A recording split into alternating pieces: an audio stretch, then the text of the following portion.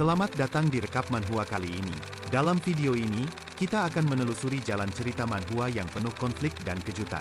Tanpa berbasa-basi lagi, mari kita mulai saja alur ceritanya. Sebelum itu, jangan lupa klik tombol subscribe dan nyalakan notifikasinya serta jangan lupa like, share dan komen. Suhyun terlihat sedang mempersiapkan senjatanya untuk menghadapi Mina. Ia yakin Mina akan masuk ke dalam perangkap yang telah dipersiapkan sebelumnya. Suhyun meminta laporan situasi pergerakan di rumah sakit. Namun Hari masih belum mendeteksi adanya pergerakan abnormal apapun. Hari memeriksa pelacak GPS yang ada di ponsel mereka. Dalam layar pemantauan, Mina terlihat sedang bersekolah sementara Gihan tidak terdeteksi karena mematikan ponselnya. Hari tahu mereka tidak sepolos itu. Mereka pasti telah mengetahui diri mereka telah diawasi dan akan sangat berhati-hati dalam bertindak. Hari mengungkapkan kekhawatiran jika mereka tidak muncul dan misi penyergapan gagal, maka Ji-hyun pasti akan marah besar. Suhyun bingung dengan sikap Hari yang tidak percaya diri. Hari menolak tuduhan tersebut mentah-mentah. Dengan malu-malu Hari mengaku hanya sedang mengkhawatirkan Suhyun. Suhyun meyakinkan rekannya tersebut untuk tidak perlu khawatir. Ia telah berjanji tidak akan berhenti berburu mereka sampai mati. Dan jika seandainya mereka tidak jatuh ke dalam perangkap yang telah dipasangnya, maka Suhyun berniat untuk menghubungi orang itu. Entah siapa yang dimaksud oleh Suhyun. Tetapi Hari terlihat ketakutan ketika menyadari siapa yang ingin dipanggil seniornya tersebut. Sementara di dalam markas persembunyian Mina, ia terlihat sedang melakukan teleportasi ke sana kemari dengan intens. Ternyata ia sedang berlatih sebuah teknik yang ia kembangkan sendiri. Mina terlihat sangat kelelahan setelah berteleportasi seperti itu. Ia merasa akan berhasil jika memiliki kelinci percobaan untuk bereksperimen. Sekilas ia ingin menggunakan Gihan sebagai bahan eksperimennya. Namun Mina segera mengurungkan niatnya. Ia tidak ingin ada yang mati saat sedang melakukan percobaan ini. Mina berniat akan mengunjungi Gihan. Ia sudah 3 hari tidak ke sana dan ingin memeriksa kondisinya. Sementara di area bekas tambang tempat Gihan berada, Gihan terlihat duduk meringkuk dalam kelaparan dan ketakutan. Tiba-tiba ia merasakan kehadiran seseorang, namun tubuhnya yang sudah sangat lemas hampir tidak sanggup berbicara. Orang yang menghampirinya tidak lain tidak bukan adalah Mina. Ia mengajak Gihan berbicara. Namun Gihan yang setengah sadar, hampir tidak mengenal Mina lagi. Mina hanya mengucapkan terima kasih kepadanya karena telah menjadi identitas palsu bagi dirinya selama ini. Sementara di sisi lain, terlihat sebuah mobil hitam berpacu dengan sangat cepat melintasi jalanan kota yang ramai. Di dalamnya terdapat Woo-hyuk dan asistennya yang sedang pergi menuju rumah sakit tempat Lua berada. Mereka membahas tentang media yang memberitakan kondisi Lua yang telah koma. Insting asisten yang tajam mengaku tidak bisa mempercayai berita tersebut sebelum ia melihat dengan mata kepalanya sendiri. Woo-hyuk terlihat sedang memikirkan apa yang dikatakan asistennya masuk akal. Ia menghela nafas panjang. Masih tidak menyangka situasi akan berkembang sampai seperti ini. Ia teringat saat ia mendirikan perusahaan Spot Entertainment. Semua orang sedikit terkejut bahwa perusahaan mereka memutuskan untuk terjun ke dunia hiburan. Ia mengundang para artis dan tokoh papan atas untuk memeriahkan acaranya. Ia tidak ingin sekedar hiburan biasa. Ia ingin menciptakan suatu ledakan yang sanggup mengguncang dunia. Dan menurutnya, itulah yang dinamakan dengan pencapaian. Ia memberikan pidato yang menyemangati para tamu yang hadir di acara penyambutan perusahaannya. Semua orang terkesan dengan visi dan misi yang diceritakan Woo-hyuk kepada mereka. Namun di salah satu pojok ruangan, ia melihat Lua hanya berdiri diam sambil memegang segelas minuman. Tidak terlihat terkesan sedikit pun. Saat itu, Woo-hyuk dengan percaya diri menghampiri dan menyapanya. Woo-hyuk menyadari Lua terlihat sangat bosan. Lua mengaku hanya menggantikan peran neneknya yang sibuk. Ia disuruh untuk mengikuti pesta ini dan memang pesta ini sangat membosankan. Mungkin karena banyak orang tua yang hadir. Woo-hyuk memberikan penjelasan bahwa seharusnya perusahaan besar miliknya haruslah dihadiri oleh senior-senior yang telah berpengalaman di bidangnya. Saat itu Lua memberikan komentar pedas dengan menyentil ego Woo-hyuk yang bersikap sangat percaya diri hanya karena membangun perusahaan dari uang jajan ayahnya. Woo-hyuk sedikit terkejut dengan komentar pedas Lua. Ia tidak menyangka Lua dapat melihat semuanya dengan jelas. Namun Woo-hyuk mewajarkan hal tersebut. Ia seolah berkata bahwa orang-orang seperti mereka memang harus memanfaatkan sumber daya yang tersedia. Begitu juga dengan Lua sendiri. Lua segera membantah hal tersebut. Ia tidak terima jika semua orang disamakan dengannya. Ia tidak diberikan uang jajan lagi sejak memasuki sekolah menengah. Hal itu seketika membuat Woo Hyuk terdiam 1000 bahasa. Ia tidak bisa berargumen apapun lagi. Lua kemudian tertawa dan mengejeknya. Ia tidak menyangka uang jajan yang diberikan kepada Woo Hyuk dianggap sebagai aset olehnya. Woo Hyuk yang tidak ingin aibnya terbongkar, berusaha memperingatkan Lua untuk mengecilkan suaranya dan tidak membuatnya malu di hadapan para tamu yang hadir. Tiba-tiba teman Lua datang dan mengajaknya untuk menemui seseorang. Lua tertarik untuk menemui orang tersebut dan segera berpamitan kepada Woo Hyuk. Woo Hyuk berusaha menghentikan kepergian Lua. Tapi Lua berbalik dan dengan santai membatalkan pertunangan mereka begitu saja di depan semua orang. Woo Hyuk bukanlah orang yang menawan di matanya. Saat itu para tamu yang hadir mendengar pernyataan Lua secara langsung. Mereka semua kebingungan dan sangat canggung melihat kejadian tersebut. Termasuk Woo Hyuk sendiri. Saat itulah ia menyimpan dendam terhadap Lua. Ia bersumpah akan membuat Lua bertekuk lutut di hadapannya. Dan untuk itulah sekarang ia berada di dalam mobil ini. Berniat ke rumah sakit untuk memeriksa keadaannya secara langsung. Sementara di rumah sakit, bawahan Soo-hyun terus melaporkan situasi area di rumah sakit dari waktu ke waktu.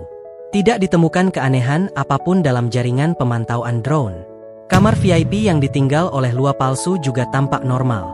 Tidak ada alarm apapun yang terdeteksi. Hari dengan rasa bosan yang amat sangat, bertanya apa yang harus dilakukan mereka selanjutnya. Ia yakin pelaku tersebut tidak akan datang. Soo-hyun mengambil suatu kesimpulan. Menurutnya jika pelaku tidak muncul berarti kemampuannya memiliki suatu batas tertentu. Mereka telah memakai drone pengintai untuk mengintai area rumah sakit dalam radius 10 km dengan menggunakan sistem pendeteksi wajah. Ada pula agen-agen terbaik yang berjaga di setiap pintu masuk dan keluar rumah sakit. Selain itu ada juga tirai anti cahaya yang menghalangi pandangan ke dalam kamar VIP. Jadi Soo-hyun menyimpulkan batas kekuatannya tidak bisa digunakan jika tidak bisa melihat dan radius teleportasinya tidak bisa melebihi 10 km. Meskipun ada juga kemungkinan sang pelaku tidak tertipu dengan kabar yang mereka sebarkan dan meyakini Lua benar-benar telah mati. Lagi pula sang pelaku sendiri yang membunuhnya. Soo-hyun memutuskan untuk menunggu lebih lama. Ia sangat yakin pelaku tersebut ingin memastikan secara langsung dan akan datang dengan sendirinya. Tiba-tiba bawahan Soo-hyun datang dengan terburu-buru dan melaporkan adanya seseorang yang tertangkap drone pengintai. Mereka bertanya kepada petugas tentang identitas orang yang terdeteksi di drone pengintai. Petugas tersebut mendeteksi Mina yang keluar dari kereta bawah tanah sedang menuju rumah sakit. Mina berjalan santai sambil menikmati permen lollipop miliknya seperti anak SMA biasa pada umumnya.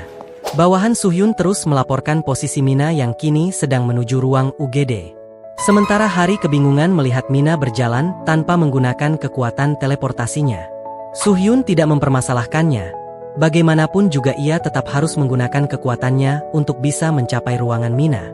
Lagi pula bukan Mina seorang yang dicurigai mereka. Bisa saja Gi-han menjadi pelaku dan Mina hanyalah korban. Dengan insting pembunuh bayaran selama bertahun-tahun. Hari penasaran ingin Soo-hyun menebak siapa pelakunya di antara mereka berdua. Soo-hyun sendiri tidak yakin. Semua bukti fisik jelas mengarah kepada Gi-han, namun masalahnya Gi-han tidak memiliki motif untuk melenyapkan Lua. Hari yang memperhatikan semua reaksi seniornya merasakan ada sesuatu yang tidak beres. Merasakan tatapan yang menginterogasi, Soo-hyun bertanya tentang maksud dari tatapannya tersebut. Hari menyadari ada perubahan panggilan yang disebutkan oleh Soo-hyun. Sebelumnya Soo-hyun selalu memanggil Mina dengan nama lengkap dan formal. Namun sekarang ia memanggil Mina dengan panggilan akrab. Soo-hyun sendiri tidak menyadari itu. Ia hanya terdiam tanpa bisa berkomentar. Kembali ke Mina yang telah berada di dalam rumah sakit. Ia memperhatikan suasana rumah sakit yang telah berubah drastis.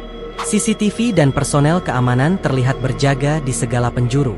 Mina juga menyadari banyaknya drone pengintai di langit yang terus memantau situasi selama 24 jam penuh. Seolah-olah keamanan yang dirancang sengaja dibuat untuk mengawasinya. Soo-hyun dan tim melihat Mina yang masuk ke toilet wanita. Area toilet adalah area yang memiliki titik buta tanpa pengawasan CCTV.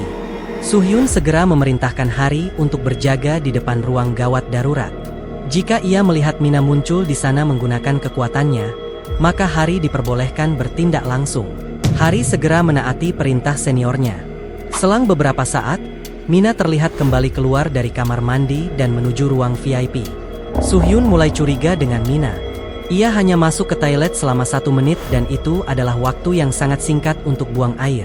Sementara Mina sendiri terus menghitung jarak yang ia perlukan untuk menggunakan kekuatannya. Ia memastikan seluruh kondisi, berusaha mendapatkan informasi sebanyak-banyaknya. Dan saat itulah ia bertemu dengan Hari di depan ruang VIP. Hari menghampiri Mina dan penasaran niat Mina yang datang ke rumah sakit. Mina menyapa dengan membungkuk memberi hormat dan ia ingin mencari Suhyun.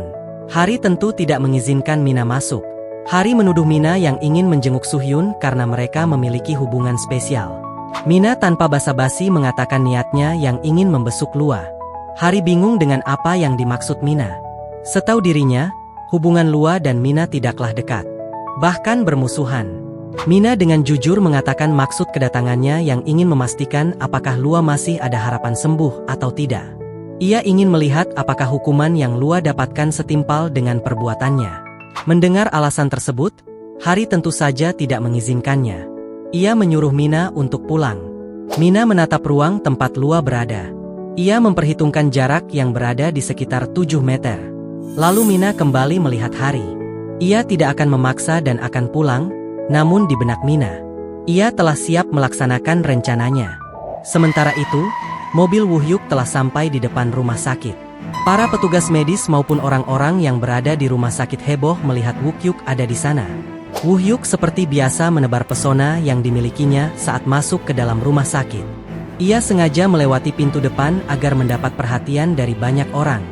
Dengan begitu, semua orang akan menyebar gosip yang tidak-tidak dan membayangkan ekspresi Ji-hyun yang marah ketika mengetahuinya.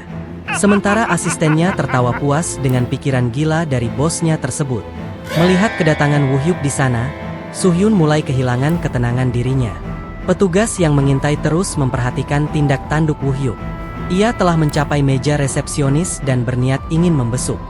Suhyun tidak memperkirakan variabel tak terduga tersebut. Terlebih staf resepsionis rumah sakit tidak mengetahui apapun mengenai rencana ini. Namun Suhyun mengingat perbincangan sebelumnya tentang Woo-hyuk yang kemungkinan memiliki dendam dengan Lua lalu menggunakan Gi-han sebagai budaknya. Suhyun akan memastikan hal tersebut kali ini. Namun adanya 2 calon tersangka yang dicurigai bersamaan, membuat situasi semakin sulit. Suhyun segera memberitahukan kedatangan Woo-hyuk kepada Hari. Ia ingin Hari menyembunyikan Mina dan menunda operasi kali ini. Jika Mina dan Woo-hyuk bertemu, maka rencana mereka akan terbongkar. Hari mengerti situasinya dan akan melaksanakan perintah Suhyun.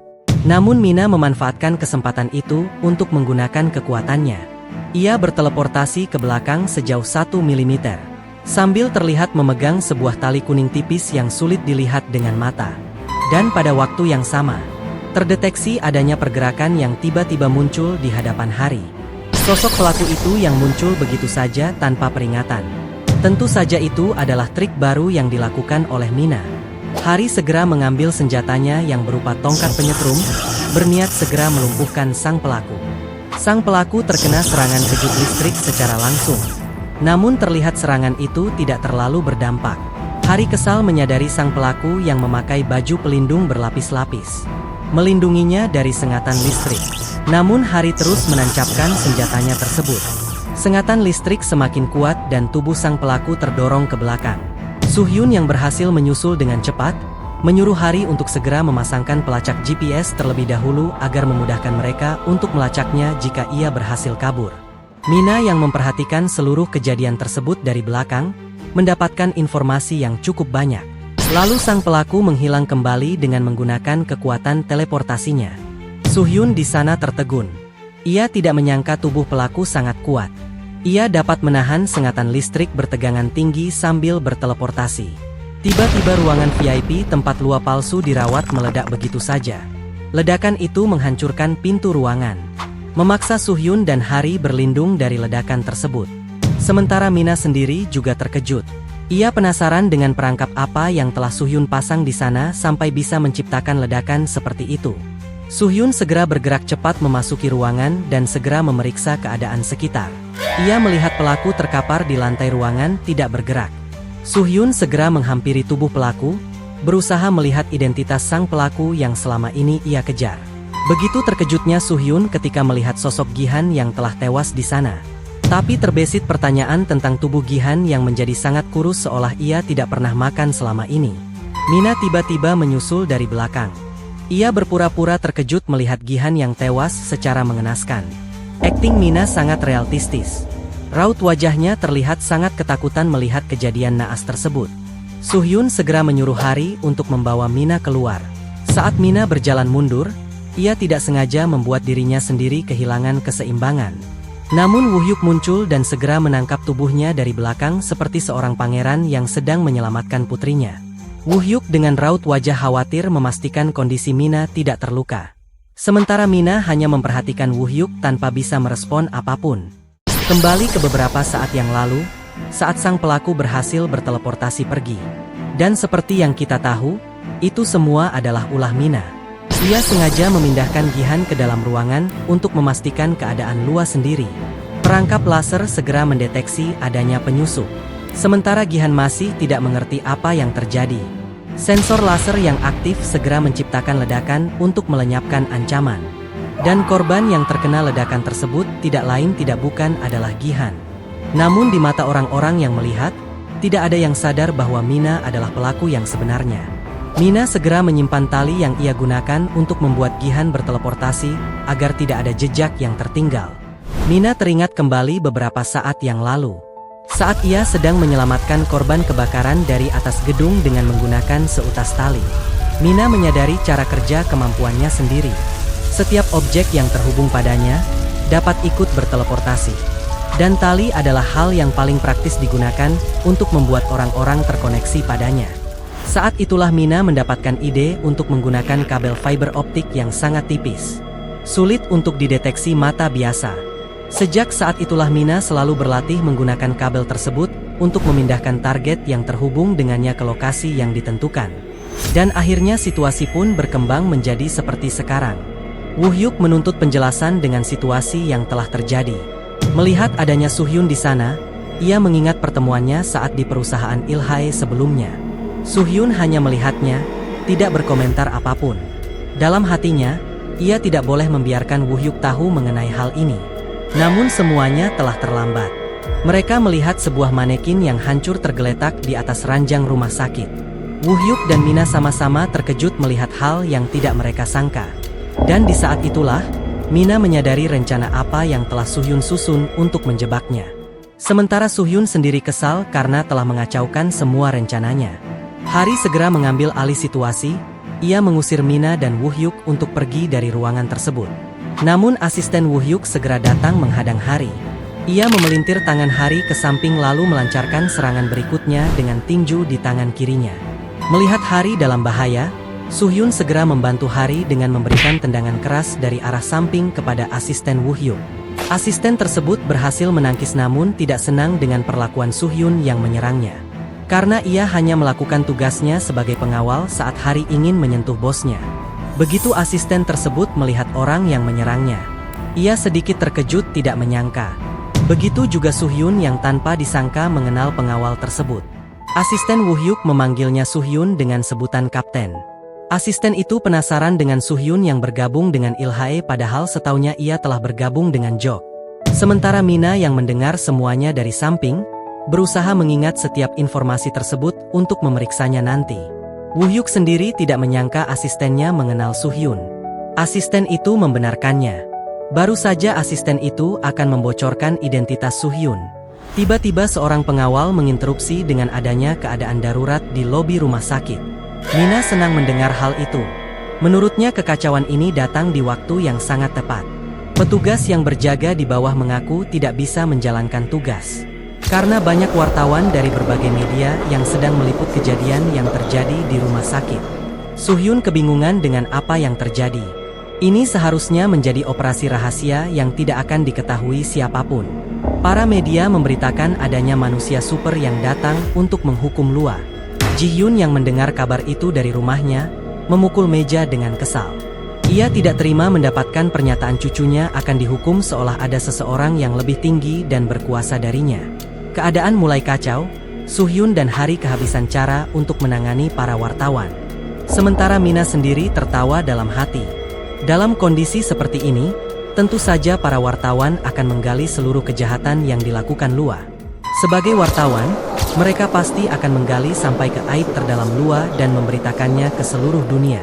Asisten Woo Hyuk menyarankan Woo Hyuk untuk segera pergi sebelum ada jurnalis yang menyadari keberadaan mereka. Woo Hyuk setuju. Lagi pula tidak ada yang pantas ia lihat di sini. Sebelum pergi, ia menyapa Soo-hyun dan berharap bisa bertemu lagi karena ia memiliki sangat banyak pertanyaan mengenai kejadian yang direkayasa ini. Woo Hyuk juga akan membawa Mina. Ia ingin menginterogasi Mina dengan dalih untuk mengantarnya pulang. Mina berusaha untuk menolak tapi Woo Hyuk segera menyuruhnya untuk ikut. Mina terlihat tidak rela mengikuti Woo Hyuk. Ia melihat ke arah Soo-hyun, berharap Soo-hyun akan membela dan menyelamatkannya seperti sosok seorang ayah. Benar saja, amarah Soo-hyun memuncak. Ia yang sedari awal tidak menyukai Woo Hyuk, ditambah dengan tindakannya yang seenaknya membawa Mina pergi membuatnya sangat marah. Soo-hyun memperingatkan Woo Hyuk untuk melepaskan tangannya dari Mina. Woo Hyuk merasa heran melihat amarah Soo-hyun. Ia tidak mengerti alasan kemarahan Soo-hyun. Lagi pula ia tidak akan membiarkan anak SMA terjebak dalam situasi ini. Raut wajah Soo-hyun menjadi sangat serius. Ia memberikan peringatan terakhir kepada Woo Hyuk. Pertanda kali ini ia tidak akan sungkan jika perintahnya tidak dituruti. Namun Hari segera mencegah keributan itu. Jika para wartawan memasuki ruangan ini dan melihat apa yang terjadi, maka situasi akan benar-benar lepas kendali. Menyadari perkataan Hari yang masuk akal, Soo-hyun mendekat ke arah Mina, tanpa memperdulikan Woo Hyuk sedikit pun. Ia menyuruh Mina untuk pulang dan segera menghubungi ibunya. Mina menyetujuinya dan berjanji akan menghubunginya jika terjadi apa-apa. Dalam hati Mina menyayangkan hal ini. Padahal ia masih memiliki banyak pertanyaan yang ingin ia ketahui. Mina berbalik ke arah Woo Hyuk. Tatapannya sangat tajam dan menyeramkan.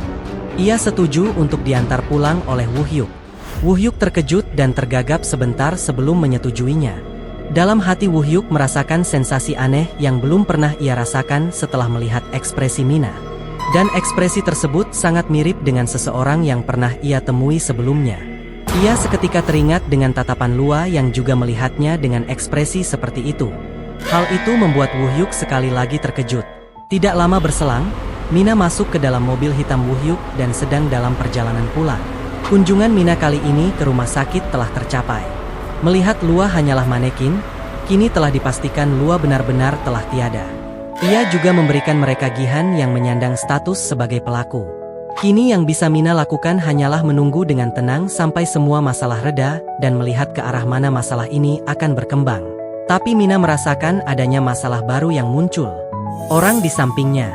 Sementara itu terlihat posisi Mina sekarang yang terpantau dari ponsel Soo-hyun. Hari bingung sejak kapan Soo-hyun memasang pelacak ke Mina. Ternyata Soo-hyun memasangnya saat ia menyentuh bahu Mina sebelumnya saat menyuruhnya pulang. Agar ia dapat memantau Woo Hyuk yang benar-benar mengantarnya pulang ke rumah. Singkat waktu, keadaan mulai tenang. Soo-hyun dan tim mulai membereskan tempat kejadian. Ia juga membawa mayat Gihan bersamanya. Hari merasa ada yang aneh dengan kedatangan para jurnalis yang tiba-tiba. Ia menebak ini merupakan rencana pengalihan yang dipersiapkan Gihan sebelumnya. Soo-hyun tidak merespon apapun. Ia terlihat memikirkan sesuatu. Pikirannya penuh keraguan apakah pelakunya benar-benar adalah Gihan. Dalam hati Soo-hyun senang karena ia dapat menangkap pelaku yang membunuh putrinya. Tapi entah kenapa ia merasa lebih bahagia ketika mengetahui Mina bukanlah pelakunya. Sementara di sisi lain, mobil hitam yang mengantar Mina pulang sedang dalam perjalanan menuju rumahnya. Ibu Mina meneleponnya, ia khawatir dengan kondisi Mina yang masih belum pulang. Mina terpaksa berbohong kepada ibunya mengaku sedang ada di dalam bus sehabis membesuk Yeon-hye. Setelah telepon ditutup, Woo Hyuk menyindir Mina yang pandai berbohong. Mina tidak merespon apapun namun dalam hatinya ia kesal karena pria di sampingnya bertindak sok akrab dengannya. Woo Hyuk memulai percakapan dengan menebak Mina yang merupakan teman sekelas Lua di sekolah. Mina sedikit terkejut tapi ia masih bisa mengendalikan emosinya untuk tetap tenang. Mina tahu pria di depannya sengaja mengganggunya. Tiba-tiba Mina teringat akan sesuatu. Ia mengingat percakapan antara asisten Woo Hyuk dengan Soo-hyun yang seolah mereka telah mengenal satu sama lain. Dan Mina sempat melihat ekspresi Soo-hyun yang sangat gugup. Mina ingin memanfaatkan Woo Hyuk untuk mendapatkan informasi tentang Soo-hyun. Ia lalu memberikan keterangan palsu dengan berkata bahwa ia ke rumah sakit bukan untuk menjenguk Lua, melainkan untuk mencari Suhyun. Dengan alasan detektif Suhyun pernah menyelamatkan nyawanya. Woo-hyuk merasa tertarik dengan panggilan detektif yang ditujukan kepada Suhyun. Dan Woo-hyuk sendiri juga penasaran dengan identitasnya. Ia lekas bertanya informasi tentang Suhyun kepada asistennya karena mereka terlihat saling mengenal. Asisten tersebut mengaku pernah mengabdi bersama Suhyun di unit pasukan khusus. Mereka sudah lama berteman. Ia telah belajar banyak dari Suhyun dan ia juga sangat menghormatinya. Lalu suatu hari ia mendapatkan kabar Suhyun telah dibebas tugaskan. Dan disinilah mereka bertemu kembali. Panggilan detektif yang ditujukan kepadanya membuat asisten tersebut sedikit terkejut. Dari pernyataan yang diutarakan asisten, Mina merasakan kecurigaan besar bahwa Suhyun bukanlah detektif asli. Terlebih ia pernah mencari jejak digital yang ditinggalkan Suhyun, dan tidak ada informasi apapun di sana. Sementara Woo-hyuk yang duduk di sampingnya, terus memperhatikan ekspresi Mina. Ia menyadari semangat dan mata Mina berbinar-binar ketika sedang membahas Suhyun. Ia mengingat sifat Lua terhadapnya dahulu juga seperti itu. Dan Woo-hyuk mulai menunjukkan rasa ketertarikannya kepada Mina. Mina tiba-tiba minta diturunkan di tengah jalan. Rumahnya sudah dekat dan ia bisa pulang sendiri. Tapi Woo-hyuk yang ingin mengetahui tempat tinggal Mina, bersikeras ingin mengantarnya sampai ke depan rumah dengan alasan keamanan.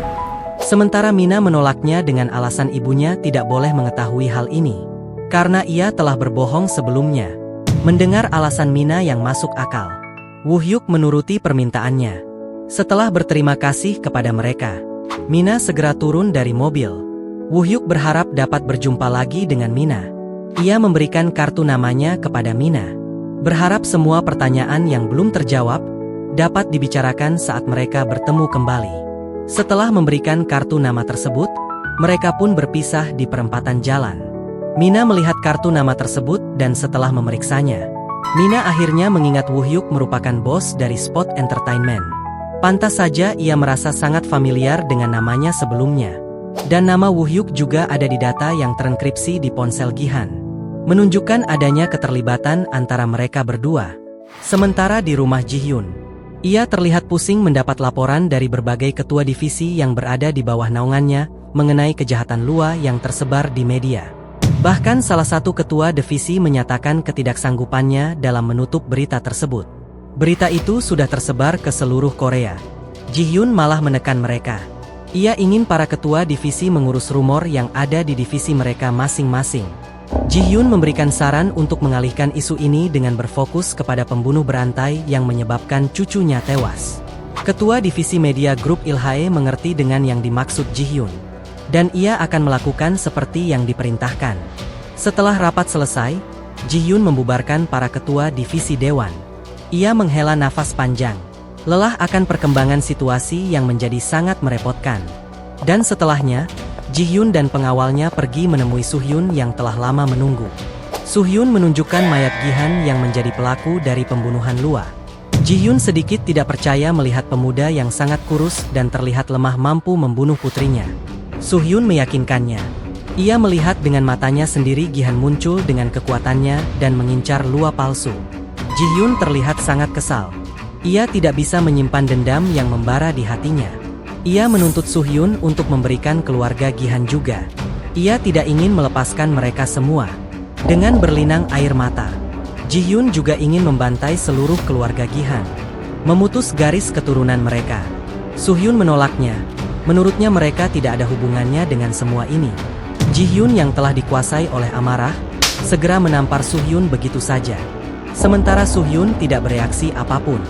Ia tetap tenang dan melihat ke arah Ji-hyun dengan tatapan merendahkan. Sementara di sisi lain, terlihat Ibu Mina telah menunggunya. Ibu Mina menghampiri Mina dengan ekspresi kecewa. Ia tahu Mina telah membohonginya. Ibu Mina ingin mengetahui alasan Mina membohongi dirinya. Mina tergagap berusaha mencari alasan lain. Mina terkejut ketika mendengar ibunya mendapat telepon dari Suhyun dan mengatakan semua kejadian yang terjadi, termasuk dengan CEO Spot Entertainment yang mengantarnya pulang. Sementara Mina bingung dengan sikap yang ditunjukkan oleh Suhyun. Ia bertindak layaknya seorang ayah yang sedang mengkhawatirkan putrinya. Namun lamunannya disadarkan oleh ibunya yang terus menuntut jawaban jujur dari putrinya. Mina dengan muka polosnya meminta maaf. Ia mengaku sengaja berbohong karena tidak ingin ibunya khawatir. Ibu Mina lega mendengar jawaban tersebut. Namun dalam hati ibunya, ia merasakan suatu perasaan aneh yang familiar. Mina dengan santai mengajak ibunya untuk pulang makan malam karena ia kelaparan. Namun ibunya menghentikan Mina. Ia dapat merasakan Mina masih menyembunyikan sesuatu darinya. Ibunya melihat Mina, berusaha mencari setiap perilakunya yang terlihat aneh. Tapi yang dilihatnya adalah sikap tenang dan santai seperti biasanya. Melihat ekspresi itu, ibunya teringat dengan perasaan familiar yang dirasakannya. Perasaan ini ia rasakan saat ia melihat ekspresi Mina yang tenang dan santai setelah membunuh anjingnya sendiri dengan menusuknya dengan pisau. Saat itu ibunya panik histeris melihat kekejaman putrinya yang sangat tidak biasa. Namun saat itu Mina tidak menunjukkan ekspresi panik ataupun ketakutan. Malahan ia terlihat tenang dan santai. Bahkan ibunya sendiri merasa panik ketika melihat pisau yang berlumuran darah. Tetapi sikap Mina yang tenang dan tatapan mata yang tajam membuat ibunya merinding. Ia merasa putri yang berdiri di depannya bukanlah putrinya sendiri. Setelah Mina membunuh anjingnya, Mina dengan tenang menjelaskan alasan ia melakukan itu adalah sebagai bentuk hukuman kepada anjingnya yang telah membunuh kelincinya. Menurut Mina, anjing itu pantas mendapatkan hukuman yang sama dengan kelinci tersebut. Jadi tidak ada yang perlu dikhawatirkan, ucapnya kepada ibunya. Dan saat itulah, ibunya menyadari Mina memiliki suatu kelainan yang sulit ia jelaskan. Ia tidak mirip seperti anak seusianya. Ibunya lalu berjongkok di depannya, menasehatinya untuk tidak mengulanginya. Dan ayahnya juga tidak akan memaafkan perbuatannya. Namun Mina sudah mengetahui hal tersebut. Mina mengaku mencontoh ayahnya yang tidak akan memaafkan para penjahat. Begitu juga dirinya sekarang. Saat itulah ibunya memeluk Mina. Ia tidak tahu apa yang harus ia lakukan terhadap Mina yang sekarang. Ibunya berusaha menasehati Mina agar ia tidak bertindak seperti itu lagi ke depannya. Ibunya mengajarkan untuk menggunakan sedikit emosinya agar ia bisa meredam amarah ayahnya. Singkat waktu, malam harinya saat ayahnya tiba dan menyadari perbuatan Mina, ayahnya marah besar dan menuntut penjelasan. Mina terdiam sejenak, mencerna kata-kata ibunya tadi.